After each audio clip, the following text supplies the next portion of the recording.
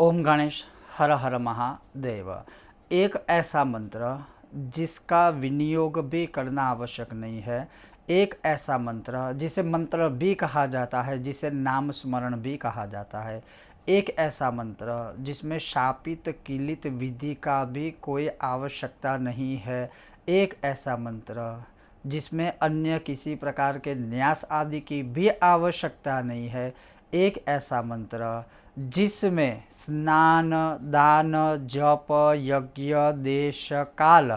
कुछ भी देखने की आवश्यकता नहीं है और फिर भी वह आप मंत्र को ही नाम स्मरण में जप सकते हैं। ऐसा महान नाम स्मरण वाला मंत्र, ऐसा मंत्र जो आप किसी भी अवस्था में किसी भी स्थान पर किसी भी जगह पर किसी भी समय आप कर सकते हो। अब ये साक्षात भगवान के मुख से निकला हुआ कथन है जो आज मैं आपको बताने वाला हूँ। तो आज आप अवश्य ये देखिएगा और जैसे जैसे आप इसको जानने के बाद चलते फिरते उठते बैठते सोने से पहले उठने के बाद या किसी भी अवस्था काल में इस मंत्र का नाम स्मरण के स्वरूप में स्मरण करोगे तो धीरे धीरे करके कई जन्मों के पापों का विनाश और दरिद्रता दुख सब कटने की शुरुआत हो जाएगी।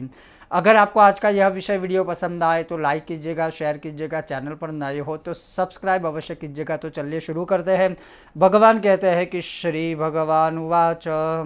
एकाग्रम प्रयतो भूत्वा इमं मंत्रमुदीरयेत् ओम नमो भगवते वासुदेवाय इत्ययम् ओम नमो भगवते वासुदेवाय, यह द्वादशाक्षर मंत्र है।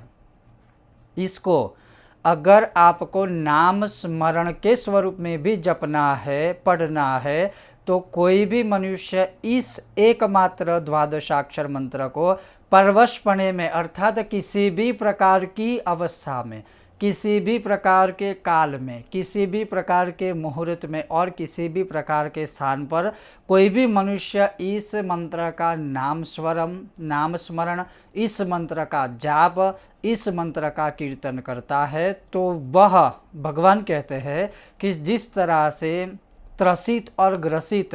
जो हिरण होता है, जिस तरह से सिंह की वजह से शिकार करते हुए जो हिरण होते हैं या हिरनी होती है और वह ग्रसित हो जाते हैं और वो त्रसित हो जाते हैं सिंह के डर से कि आज उसकी मृत्यु निश्चित है, उसी प्रकार से अनजाने में किए हुए जानबूझकर किए हुए किसी भी प्रकार के मनुष्य के द्वारा कथित कोई भी पाप होंगे तो ओम नमो भगवते वासुदेवाय इसके स्मरण मात्र से धीरे धीरे धीरे करके वो कटने की शुरुआत हो जाएगी अपने पाप कर्म। आगे भगवान कहते हैं कि यह एकमात्र ही ऐसा नाम स्मरण या मंत्र है या कीर्तन है जो मनुष्य स्नान दान यज्ञ आदि क्रिया उसको भी देखने की करने की आवश्यकता नहीं है। खाने के समय,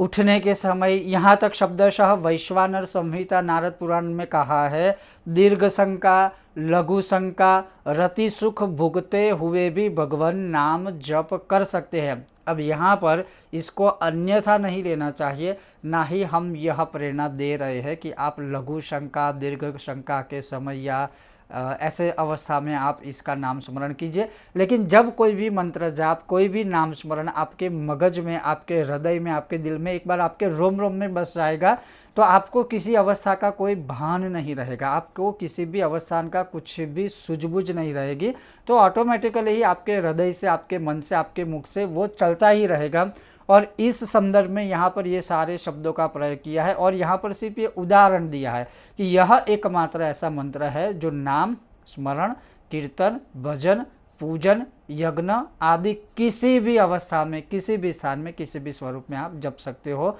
यह भगवान का मूल द्वादशाक्षरी मंत्र है। लेकिन हाँ,